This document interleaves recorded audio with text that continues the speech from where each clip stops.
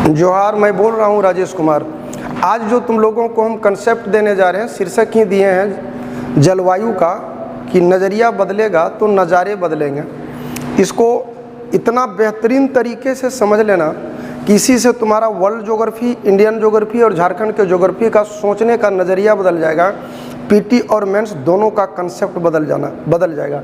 हम इस मैप पर तुम लोग बहुत कुछ पढ़ा होगा, लेकिन इसको कैसे पढ़ना है और कैसे जुबानी उड़ाना है वो तुम लोगों को सिखा रहे हैं। समझोगे पूरी बात को।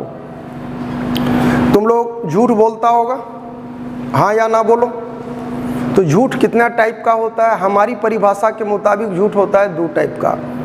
एक झूठ होता है डाउन लेवल झूठ और एक झूठ होता है अंतर्राष्ट्रीय झूठ। डाउन लेवल झूठ में तो नहीं कौन सी फरी आता है रे? बोलता है गाड़ी छूट गई। सच सच बतलाओ, गाड़ी छूटा कि तुम छूटा? तो छूटे तुम हो, लेकिन दोष किस पर दे रहे हो? गाड़ी का। ऐसे ही बोलते हो जूता छोटा हो गया। चला, जूता छोटा हुआ कि तोरा पाँव बड़ा हुआ? बढ़ गया पाँव, लेकिन कह रहे हो कि जूता छोटा हो गया। ऐसे ही बोलते हो कि अब कपड़ा छोटा हो गया, तो कपड़ा छोटा हुआ कि शरीर बड़ा हुआ? तो शरीर हुआ बड़ा, लेकिन दोष दे रहे हो कपड़ा पर। ये सब झूठ डाउन लेवल झूठ है। अंतर्राष्ट्रीय झूठ क्या है? जो लिखते हो, पढ़ते हो, लोगों को बताते हो, वो झूठ है कि सूरज उग गया और सूरज डूब गया। जबकि तुम जानते हो कि सन एक तारा है। सन क्या है? एक तारा है। और तारा किसको कहते हैं? तो तारा उसको कहते हैं जिसको अपनी उष्मा और प्रकाश हो। तो सन क्या है? एक तारा है। तारा किसको कहे? जिसको अपनी उष्मा और प्रकाश है। जिसको अपनी उष्मा और प्रकाश है, तो ये सन है। और सन के चारों ओर जो भी चक्कर लगाता है उसको हम लोग ग्रह बोलते हैं। तो सन के चारों ओर चक्कर लगाने वाले बहुत सारे ग्रह हैं। उन ग्रहों में एक ग्रह अर्थ भी है। अर्थ का ये पाथ है, और ये पाथ 96 करोड़ किलोमीटर का है। कितना करोड़ किलोमीटर? 96 करोड़ किलोमीटर का है। ध्यान रखना, अर्थ सन के चारों ओर घूमता है। अब अर्थ देखो, हम लोग घूमना इसको भी कहेंगे और हम लोग घूमना इसको भी कहते हैं। तो पृथ्वी कौन सा घूमना घूमती है? ये वाली या ये वाली? बहुतों के दिमाग में आ रहा होगा दोनों नहीं घूमती है। पृथ्वी हमेशा ये वाली घूमना घूमती है, ऐसे वाली। आप कहोगे ऐसे घूमने से क्या लाभ है? ऐसे घूमने से लाभ यह है कि ऊपर का भाग ऊपर रहेगा, नीचे का भाग नीचे रहेगा। कभी भी ऊपर नीचे नहीं होगा और नीचे ऊपर नहीं। ऐसा नहीं कि दिवाली दशहरा में बेटा 2 पैग मारा फिर ऐसे ऐसे घुलटियाँ मारने लगा।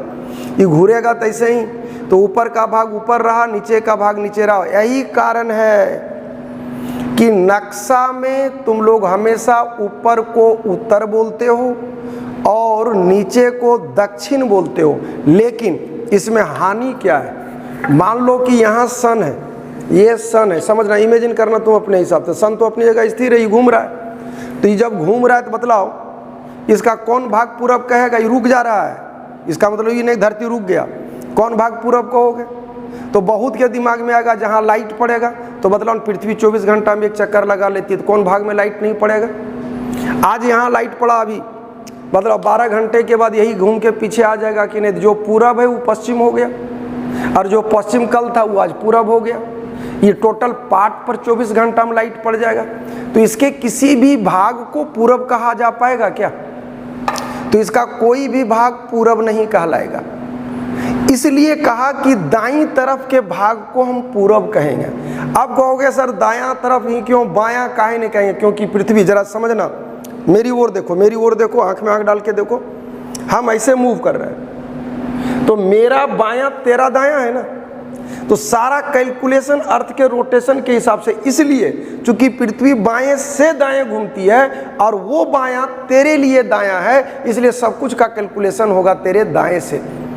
इसलिए दाएं भाग को पूरब कह दिया गया। और दायां का कोई परिभाषा नहीं है यारा। मेरा दायां इधर है, तेरा दायां उधर है, तो दायां है किधर? तो दायां किधरों नहीं है। लेकिन सारे डायरेक्शन के लिए अर्थ का घूमना ये है, तो सबों के लिए दायां फिक्स है। चाहे यहाँ से देखे तो इधर दायां होगा, यहाँ से देखे तो इधर दायां होगा, यहाँ से देखे तो इधर दायां होगा, इसलिए दायां डायरेक्शन इसलिए रखा। तो ये समझ में आ गया कि दायां फिक्स नहीं है। और पृथ्वी घूमने का काम ऐसे करती है, ऊपर का भाग ऊपर रहेगा, नीचे का भाग नीचे रहेगा। अब दूसरा चीज़ तुम लोग बोलते हो कि पृथ्वी अपने अक्ष पे झुकी है। ये अक्ष और कक्ष का क्या कंसेप्ट है सो समझना। मान लो कि ये अर्थ है, ये अर्थ है, तो बतलाओ ये अगर ऐसे पृथ्वी अगर ऐसे होती तो बतलाओ इस बॉडी को कोई झुका हुआ बॉडी कह पाता? बिल्कुल नहीं कह पाता। लेकिन पृथ्वी ऐसे ना हो करके पृथ्वी इस टाइप से ऐसे है, जो फिगर नंबर 2 हम दे रहे हैं। अब बतलाओ कि जो पॉइंट इसका यहाँ है अगर वो यहाँ होता, जो पॉइंट यहाँ है अगर वो यहाँ होता, तो क्या फिगर नंबर 2 को कोई झुका हुआ कह पाता? लेकिन लाख सर्किल टेढ़ा मेढ़ा है, कोण तो यारा यहाँ से यहाँ तक 90 डिग्री ही होगा ना।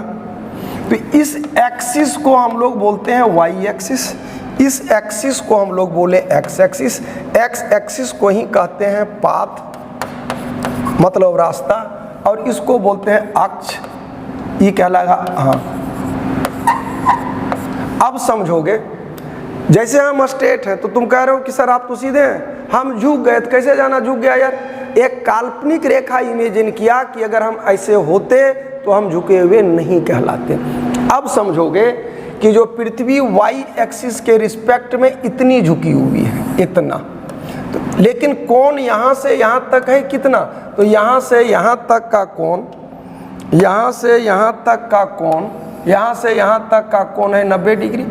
लेकिन पृथ्वी ऊपर से इतना झुका हुआ थी, जब नापा ना यारा तो ये पाया कि 23.5 डिग्री झुका हुआ है। तो रेस्ट कोण यहाँ से यहाँ कितना बच गया? ये बच गया 90 माइनस 23.5 इज इक्वल टू 66.5। तो पृथ्वी अपने पाथ पे 66 डिग्री झुकी हुई है।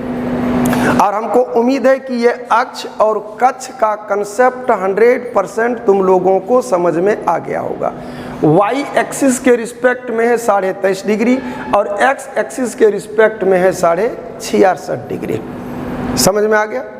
अब सवाल होता है कि पृथ्वी झुकी ना होती तो क्या होता, और पृथ्वी झुकी है तो क्या होगा। जरा ढंग से समझना इसको, यहीं से सारा चीज अक्ष और कक्ष का कंसेप्ट क्लियर है ना? फिर से समझना, ये बुक में मिलेगा नहीं जिस डिजाइन से हम असेंबल किए हैं। अगर पृथ्वी 90 डिग्री पर ऐसे होती, जरा सोचना, ये सन है, ये अर्थ है, 90 डिग्री पर होता तो तय है कि लाइट बीच में पड़ता, यहाँ से फैल के किरणें ऊपर जाती, यहाँ से फैल के किरणें नीचे जाती। जितना लाइट और हीट ऊपर जाता उतना ही लाइट और हीट नीचे आता, और बीच में गर्दा उड़ा गर्मी पड़ता, बीच में गर्दा उड़ा के गर्मी पड़ता। यहाँ से जितना ऊपर जाता उतना ही नीचे जाता। जो क्लाइमेट ऊपर का होता वही क्लाइमेट नीचे का होता, और बीच का क्लाइमेट तो धुआंधार गर्मा गर्म होता। अब बतलाओ, कभी भी जिंदगी में क्लाइमेट चेंज होने का कोई सीन होता क्या? कभी भी जिंदगी में क्लाइमेट चेंज होने की कोई परिस्थिति होती क्या? तो जवाब एक ही है कि किसी भी कंडीशन में क्लाइमेट चेंज नहीं होता। अब आ गई बारी ये कि पृथ्वी अपने अक्ष पर झुकी है ऐसे, ये 66.5 डिग्री झुका है, तो इस कंडीशन में लाइट पड़ेगा तो ऊपर पड़ेगा, ऊपर पड़ेगा। इसका मतलब ये नहीं कि यहाँ पड़ेगा, यहाँ पड़ने के लिए सन को खोल के यहाँ लगाना होगा, संभव है क्या? तो इसका मतलब ऊपर में पड़ा तो यहाँ पड़ा। यही अर्थ घूमते घूमते घूमते घूमते यहाँ आया, बीच में आया तो बीच में पड़ा। यही अर्थ अगर इस साइड आ गया तो अगर नीचे पड़ेगा। फिर से समझ लो, बड़ी इंपॉर्टेंट है, इसी पर सब कुछ है। पृथ्वी अपने पाथ पर इस साइड है, यहाँ झुकी हुई तो लाइट ऊपर पड़ा। यही पृथ्वी चलते चलते चलते यहाँ आया तो बीच में पड़ा। यही पृथ्वी चलते चलते इस साइड आया तो नीचे पड़ा, तो नीचे में यहाँ नहीं पड़ेगा, यहाँ से खोल के यहाँ लाना होगा। यही अर्थ जब चलते चलते यहाँ आया तो बीच में पड़ा, फिर यहाँ आया तो जहाँ पहले पड़ रहा था वहीं पड़ा। मतलब यहाँ पड़ा, फिर बीच में आया तो यहाँ पड़ा, नीचे आया तो फिर नीचे पड़ा, इस साइड आया तो यहाँ पड़ा, यहाँ आया तो बीच में पड़ा, और फिर यहाँ आया तो ऊपर पड़ा। मतलब इसको मैप में समझो, ढंग से समझो। अर्थ जब इस साइड है तो लाइट पड़ेगा तो यहाँ पड़ेगा। ये देखो, अर्थ यही चलते चलते चलते चलते यहाँ आया तो लाइट पड़ा, तो कहाँ पड़ा? तो बीच में पड़ा। यही अर्थ चलते चलते यहाँ को आया तो लाइट पड़ा, तो कहाँ पड़ा? ये नीचे पड़ा। यही अर्थ चलते चलते यहाँ को आया तो लाइट पड़ा, तो कहाँ पड़ा? बीच में पड़ा। इस कंसेप्ट को बेहतर तरीके से समझ लेना, पूरी जिंदगी भर के लिए कभी ज्योग्राफी में कहीं कोई परेशानी नहीं आएगी। स्किप मत करना, मेरा कहना इसमें मान लेना। इस पूरे नक्शे को हम एक में ला रहे हैं, समझना कि अर्थ जब यहाँ है पोजीशन एक में तो लाइट यहाँ पड़ रहा है, यहाँ तो डायरेक्ट नहीं पड़ेगा, यहाँ डायरेक्ट पड़ने के लिए सन को खोल के यहाँ लगाना होगा, जो किसी कीमत पर संभव नहीं है। यही अर्थ जब चलते चलते चलते चला, चूँकि पृथ्वी झुक चलती ऐसे है तो यहाँ हम ये लिख दिए, यहाँ हम बी लिख दिए। यही अर्थ चला, बतलाओ ये यहाँ हो जाएगा, बी यहाँ हो जाएगा। देखो पोजीशन चेंज हुआ क्या, नीचे नीचे रहा, ऊपर ऊपर रहा। यही अर्थ यहाँ आया, देखो ये चलते चलते जाएगा, ये ऊपर फेंका जाएगा और ये बी यहाँ आ जाएगा। यही अर्थ चलते चलते आ रहा है, ये यहाँ हो जाएगा, बी यहाँ हो जाएगा। अब इसको हम एक नक्शे में ला रहे हैं, इसको समझोगे, बिना समझे हाँ नहीं बोलोगे। ये अर्थ है। और अभी हम तुमको क्या बोले कि पृथ्वी जब अपने पाथ पर चलेगा तब खेला क्या होगा। यहाँ पर इसी को एक नक्शे में हमने अभी लाने की कोशिश कर रहे हैं। अभी तुमको हम समझाए हैं कि पृथ्वी का ये पाथ है। पृथ्वी जब यहाँ है तो लाइट यहाँ पड़ा, पृथ्वी जब यहाँ आया तो लाइट बीच में पड़ा, पृथ्वी जब यहाँ आया तो लाइट यहाँ पड़ा, पृथ्वी जब यहाँ आया तो लाइट बीच में पड़ा। ये पोजीशन 1 है, ये पोजीशन 2 है, ये पोजीशन 3 है, ये पोजीशन 4 है। अब बतलाओ अर्थ जब यहाँ है तो लाइट कहाँ पड़ा, तो ये तय है कि लाइट यहाँ पड़ा। जब 2 में आया, देख रहे हो एकदम नेट पृथ्वी के बीचों बीच पड़ेगा। जब ये यहाँ आया 3 में तो कहाँ पड़ा, ये नेट यहाँ पड़ा। देखो ये पोजीशन 1, ये पोजीशन 2, देख रहे हो ना, ये पोजीशन 3 के बाद कहाँ है 4 में लाइट कहाँ पड़ रहा है, बीच में। मतलब यहाँ से आने के बाद लाइट नीचे नहीं जा रहा है बल्कि यहाँ से लाइट ऊपर की ओर आ रहा है पोजीशन 4 में। 4 के बाद कहाँ आ रहा है अर्थ, जरा देखो 1 पर। 4 के बाद लाइट कहाँ आया 1 पर। 1 के बाद कहाँ आया 2 पर। 2 के बाद कहाँ आया 3 पर। उम्मीद है कि पूरी बात समझ में आ गई। इसका देखो पृथ्वी ऐसे नहीं है जैसे तुम स्मार्ट बोर्ड में देख रहे हो, पृथ्वी राउंड है, गोल है ऐसे। और कोई भी राउंड बॉडी में सारा सर्किल उभरा हुआ होगा, गोल गोल होगा। अब समझोगे ये सब लाइन जितना हम स्ट्रेट खींचे हैं सारा लाइन गोल होगा कि नहीं। और कोई भी राउंड बॉडी में सबसे उभरा हुआ पार्ट बीच का होगा और यही पार्ट इसका बीच का है। ये 2 बातें तो स्पष्टता क्लियर है बाबू कि लाइट का फोकस पॉइंट कभी भी इसके ऊपर नहीं होगा। जैसे टॉर्च तुम मेरे सीने में मारा, किरणें फैल के ऊपर आ सकती है लेकिन फोकस पॉइंट कभी भी इसके ऊपर नहीं होगा। यहाँ से किरणें फैल के ऊपर जाएगी लेकिन फोकस पॉइंट यहाँ से रिटर्न पॉइंट आएगा। ये रिटर्न आते आते बीच में आएगा, बीच से मान लो नीचे आया, यहाँ से फिर ऊपर जाएगा। तो किसी भी दिवाली हो, दशहरा हो, होली हो, छठ हो, कुछ भी हो, कोई फर्क नहीं पड़ेगा। इसके ऊपर कभी लाइट को जाने का कोई सीन नहीं, इसके नीचे लाइट को जाने का कोई सीन नहीं। हाँ, किरणें फैल के आ सकती है, छितरा के आएगी, छितरा के जाएगी, लेकिन फोकस पॉइंट यही होगा। अब समझना, अर्थ को पोजीशन 1 से पोजीशन 3 तक जाने में 6 महीना लगेगा, क्योंकि अर्थ को एक पूरा चक्कर लगाने में 12 महीना लगता है। तो आधी दूरी तय करने में क्या महीना लगेगा, 3 महीना। तो पोजीशन 1 से पोजीशन 3 तक आने में इसको क्या महीना लगेगा, 6 माह। अब बतलाओ, अर्थ राउंड है।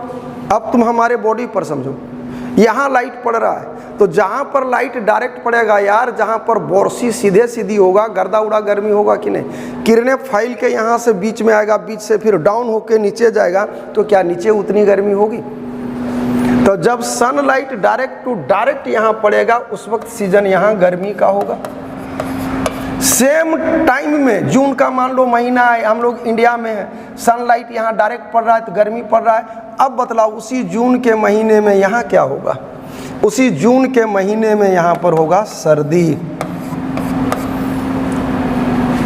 बहुतों को नहीं समझ में आया, फिर हम बतला रहे हैं यार। तुम बोरसिया में गोड़वा डालेगा तो मुड़िया नहीं झोंसाएगा, झोंसाएगा तो गोड़े नहीं झोंसाएगा। तो जब यहाँ पर सनलाइट पड़ रहा है इस जगह पर गर्माएगा यही पार्ट ना। उतना उस वक्त यहाँ नीचे नहीं, नीचे तो कनकनेन रहेगा। तो जब यहाँ गर्मी होगा, जून का महीना है, यहाँ डायरेक्ट सनलाइट पड़ रहा है तो यहाँ गर्मी है, किरणें फैल के यहाँ तक नहीं उतनी आ पाती, इसलिए यहाँ जाड़ा होगा। तो जब यहाँ गर्मी है तो यहाँ जाड़ा है। अब बतलाओ, यही जून के महीने में यहाँ जब गर्मी है तो धान रोपेगा, कटहल फड़ेगा, लीची होगा। सेम जून के महीने में यहाँ जो सर्दी का समय होगा तो यहाँ का लोग गेहूँ रोपेगा, सब्जी बोएगा, तुम्हारा फल की खेती होगा, अंगूर की खेती होगा, सेब की खेती होने, कुल मिला के यहाँ जब जाड़ा का खेती होगा उस वक्त यहाँ गर्मी का खेती होगा। सच सच बतलाना यारा, पूरे 12 महीना जितने प्रकार का अनाज है 12 मास धरती पर होता रहेगा कि नहीं होगा। अभी हम लोग वीडियो बना रहे हैं, यहाँ नवंबर का महीना है। नवंबर के महीना मान लो कि यहाँ ठंडा पड़ना शुरू हो गया तो सेम नवंबर के टाइम में कहीं एकदम झोंसा देने वाला गर्मी पड़ेगा कि नहीं पड़ेगा, तो दक्षिणी गोलार्ध में होगा। अभी चर्चा हम लोग करेंगे। तो मतलब सर्दी गर्मी दोनों संग संग चलेगा कि नहीं। जब यहाँ से लाइट चलते चलते यहाँ को आ जाएगा तो 6 महीने के बाद, अब पूछ रहे हैं सो बोलना, जून हम लोगों का 6ठा महीना होता है, 6ठा महीना में यहाँ गर्मी पड़ता है, तो उसी 6ठा महीना में यहाँ सर्दी पड़ेगा। लेकिन जब 6 में 6 जोड़ोगे 12 होगा, तो 12 महीना मतलब दिसंबर हो गया, तो दिसंबर में हम लोगों को यहाँ सर्दी लगता है कि नहीं लगता है। ठीक उसी दिसंबर में यहाँ पर गर्मी होगा कि नहीं होगा। मतलब दिसंबर में जब यहाँ गर्मी होगा, दिसंबर में यहाँ पर सर्दी होगा। उम्मीद करते हैं कि पूरी बात समझ में आ गई होगी। अब जरा समझना, इस अर्थ को एक सर्किल मानो। अगर सर्किल मानते हो तो बट नेचुरल है, कोण 360 डिग्री का होगा, और इसी 360 को अगर 4 टुकड़ों में हम बांट दें तो ये पृथ्वी का बीच का भाग है, इसलिए यहाँ पर लिख दिया लोग 0। अगर यहाँ तुम 0 लिखते हो तो यहाँ से यहाँ तक का कोण 90 डिग्री होगा, यहाँ से यहाँ तक का कोण 90 डिग्री होगा, यहाँ से यहाँ तक का कोण 90 डिग्री होगा, और यहाँ से यहाँ तक का कोण 90। मतलब पृथ्वी 4 बराबर भागों में बट गया कि नहीं। अब जब यहाँ से, यही कारण है कि तुम ग्लोब उठा के देखना, यहाँ पर तुमको 90 डिग्री लिखा हुआ मिलेगा, बीच में यहाँ 0 डिग्री एकदम लिखा हुआ मिलेगा, फिर यहाँ तुमको 90 डिग्री लिखा हुआ मिलेगा। इसका मूल कारण यही है। दूसरा चीज अब है कि ऊपर में लाइट पड़ रहा है तो यहाँ तक मतलब यार कहाँ तक, यहाँ तक जो बार बार बोलेंगे यहाँ तक, तो सवाल है कहाँ तक, बोले यहाँ तक। लेकिन यहाँ से यहाँ तक का कोण क्या डिग्री है, 90 डिग्री। जब लोगों ने नापा तो पाया कि ये पड़ रहा है, यहाँ तक का जो कोण बन रहा है वो बन रहा है 23.5 डिग्री। नीचे भी नापा तो पा रहा है 23.5 डिग्री। ये 0 डिग्री पृथ्वी की बीच की लकीर है। पृथ्वी को हम लोग भू बोलते हैं, बीच को मध्य बोलते हैं, लाइन को रेखा बोलते हैं। तो इसका पूरा नाम हो गया भूमध्य रेखा।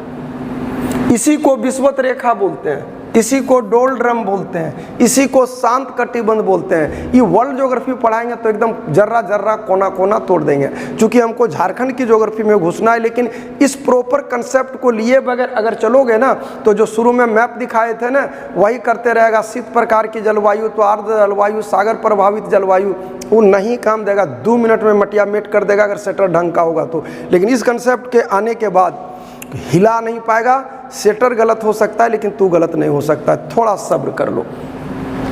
अभी 0 डिग्री का पार्ट हुआ, इसके ऊपर आधी धरती, इसके नीचे आधी धरती।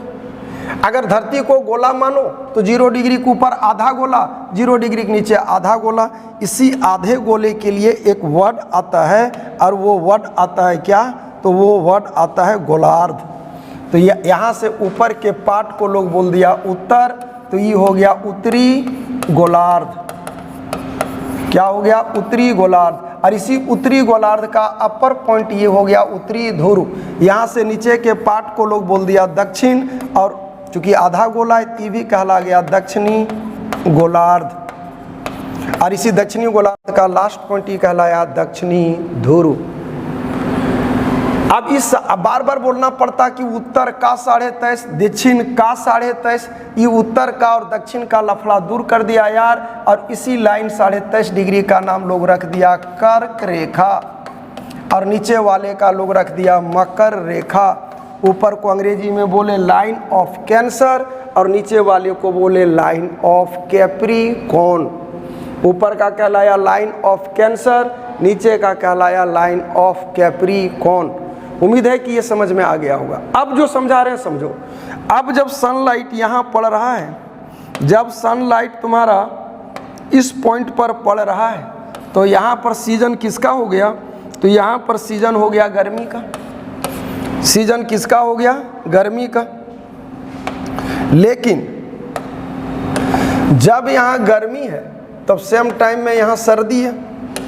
कलर ढंग का काहे नहीं आ रहा है यार।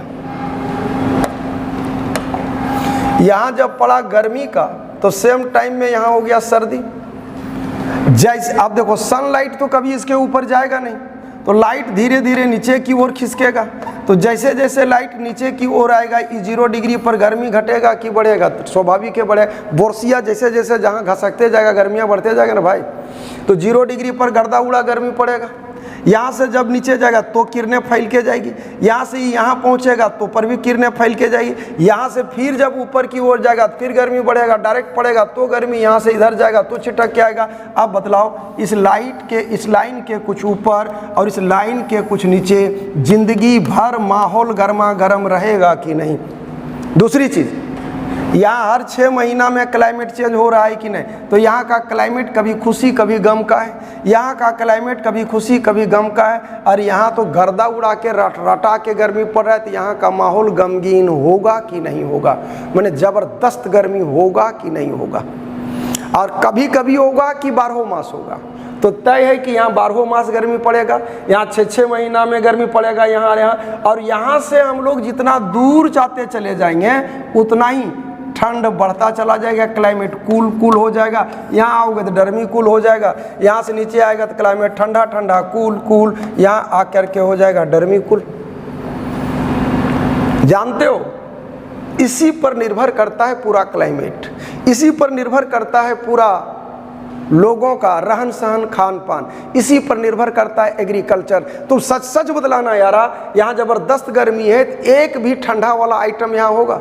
यहाँ ज़बरदस्त ठंडा है इस सब इलाका में, तो यहाँ ज़िंदगी में कभी धान उपजाना चाहेगा तुम्हारा, यहाँ पर मसाले की खेती करना चाहेगा, चाय की खेती करना चाहेगा, कपास के करना, जिसको हाई हीट और ज़्यादा पानी चाहिए, कभी हो पाएगा? सवाल ही नहीं। तो वर्ल्ड लेवल का ज्योग्राफी जो है यहीं से टूटेगा, इंडिया लेवल का भी यहीं से टूटेगा, झारखंड का भी यहीं से टूटेगा। ये लाइन नहीं है, पूरी धरती का लाइफ लाइन है।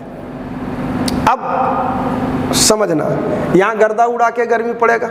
अब तुम ही बतलाओ, जब गर्मी ज़बरदस्त पड़ेगा तो वेपोराइजेशन कम होगा कि ज़्यादा होगा? तो तय है कि उस कंडीशन में वाष्पीकरण ज़्यादा होगा। वाष्प ज़्यादा बनेगा तो बादल ज़्यादा बनेगा, बादल ज़्यादा बनेगा तो बारिश ज़्यादा होगी। तो जहाँ गर्मी ज़बरदस्त होगा, नहीं देखते हो कभी कभी यहाँ इधर भी जब धुआंधार गर्मी पड़ता है तो रिक्शा वाला भी बोलता है कि बाबू पनिया जब बड़ी गिरतो, चाहे लागू हो कि आज पानी गिरतो। तो पानी का पड़ना, सीजन जो बरसात बोलते हो यार, बरसात कोई सीजन नहीं है, गर्मी का साइड इफेक्ट है। गर्मी जितना पड़ेगा बारिश उतने होगा। जैसे शादी करोगे तो साइड इफेक्ट में बुतरू जन्मता है ना, ठीक उसी तरह से गर्मी धुआंधार पड़ेगा तो पानी पड़ेगा। अब मतलब यहाँ हल्का गर्मी धुआंधार है तो यहाँ रोज बारिश होगा। यहाँ बारिश क्या होगा? कभी कभी होगा। यहाँ भी बारिश क्या होगा? कभी कभी होगा। लेकिन यहाँ बारिश क्या होगा? तो रोज होगा। यार इधर जैसे जैसे ऊपर जाओगे क्लाइमेट ठंडा होता जाएगा। अब बतलाओ, पेड़ को बेसिकली क्या चाहिए? पेड़ को बेसिकली 2 चीज़ चाहिए, एक सनलाइट और दूसरा वाटर।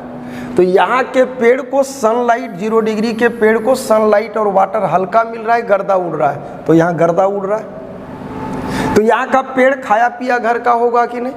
जिंदगी भर हरा भरा होगा कि नहीं? तो यहाँ के पेड़ को सदा बहार कहेंगे कि नहीं? तो 0 डिग्री पर कैसा पेड़ होगा? तो सदाबहार होगा। अब यहाँ का लो, यहाँ पर कभी खुशी कभी गम है। तो एक सीजन में जिसको हम लोग बरसात बोलते हैं, पेड़ को ज़बरदस्त पानी मिलेगा। लेकिन गौर करो, बसंत पंचमी के बाद अंधड़ तूफान चलना शुरू होता है कि नहीं? मई जून आते आते ज़बरदस्त अंधर तूफान चलता है, गर्मी पीक पर रहता है कि नहीं। तो यार भर बरसात तुम गर्दा उड़ा के सनलाइट दिए और पानी दिए हो, उसके बाद आगे चल करके पानी की मात्रा घट रही है और सनलाइट की मात्रा बढ़ रही है। तो जब हम लोग अभी जो छाया में हैं तो पसीना चलता है, तो जो पेड़ खुले आसमान के नीचे है जिस पर सनलाइट की किरणें डायरेक्ट पड़ रही है, तो उस कंडीशन में उस पेड़ से वाष्पीकरण कम होगा कि ज़्यादा होगा? तो पेड़ से वाष्पीकरण खूब होगा, वाष्प खूब बनेगा। तो जब वाष्पीकरण खूब होगा तो पेड़ को पानी की ज़रूरत भी खूब होगा। लेकिन जब पेड़ को पानी की ज़रूरत खूब होगा उस वक्त पानी पड़ता नहीं है, जितना चाहिए उतना गिरता नहीं है। जैसे देखो बसंत पंचमी के बाद मार्च अप्रैल मई के महीना में उतना बारिश होता नहीं, जितनी गर्मी होती है, जितना पेड़ को भूख लगता है। तो इससे बचने के लिए पेड़ अपना पत्ता गिरा लेता है। तो पेड़ की प्रकृति भी निर्भर करता है कि उसका ग्लोबल पोजीशन क्या है। तो यहाँ का पेड़ जो अपना पत्ता झाड़ देगा तो मतलब उस पेड़ को हम लोग, यहाँ का पेड़ पतझड़ होगा कि नहीं होगा। अब यहाँ लो, ये सब इलाका ठंडा ठंडा कुल का है। तुम लोग अशोक वृक्ष देखा होगा यार, अशोक वृक्ष क्या का डिजाइन इस टाइप का होता है कि नहीं? पेड़ का पत्ता चिकना और नुकीला होता है कि नहीं, ताकि बर्फ गिरे तो दाएं दाएं साएं साएं स्लिप करता चला जाए। तो यहाँ ठंडा इलाका है। जो यहाँ का पेड़ हम लोग देखते हैं झारखंड उरखंड का, एक बात बतलाओ, वहां पर जो लंबा लंबा डाली है, चौड़ा चौड़ा पत्ता है, ढेला टाइप पर इतना को अगर बर्फ गिरे सब पतैया हरा के झाड़ देगा कि नहीं? और मतलब बेगम बगैर बादशाह किस काम का? पेड़ बगैर पत्ता रह पाएगा क्या? तो यहाँ वाला पेड़ अगर यहाँ लगा दें तो बेटा मुंडन हो जाएगा बिन काले। यहाँ वाला पेड़ यहाँ हदिया मर जाएगा। तो हर ग्लोबल पोजीशन का अपना पेड़ होता है। तो यहाँ के पेड़ का डिजाइन शंकु के आकार का होता है। पेड़ नुकीला होगा और शंकु आकार होगा, पेड़ का पत्ता चिकना होगा। तो इस तरह के जंगल को हम लोग बोलते हैं शंकुधारी जंगल। क्या बोलते हैं? शंकुधारी जंगल। तो यहाँ का पेड़ कोनिकल ट्री होगा। यहाँ पर सनलाइट पहुँचता नहीं, भले यहाँ बर्फ जमा है लेकिन पेड़ पहुँचता नहीं है, सनलाइट पहुँचता नहीं है। यही कारण है कि वहाँ बिना सनलाइट का पेड़ पौधा हो नहीं सकता। इसी कारण है कि दोनों पोलर एरिया में कोई पेड़ पौधा नहीं पा सकते। तो कहाँ का जंगल कैसा होगा, पेड़ कैसा होगा, इन तमाम बातों की जानकारी इस वीडियो में दिए। अब ध्यान रखना, इससे रिलेटेड जो नेक्स्ट वीडियो है उसमें मानव और यहाँ का शब्दावली जो होगा वो क्लियर कर देंगे। अगर तुम लोगों को ये कंसेप्ट बहुत बढ़िया लगा होगा तो निश्चित रूप से कमेंट करोगे। और इसको इग्नोर जो करते हैं उन कसम से मेरे साथ इग्नोर नहीं किया करो, अच्छा नहीं लगता। तो हम वीडियो के समापन की ओर हैं, बोलेंगे जय हिंद, जय भारत। जितना हो सके कोऑपरेट कर देना।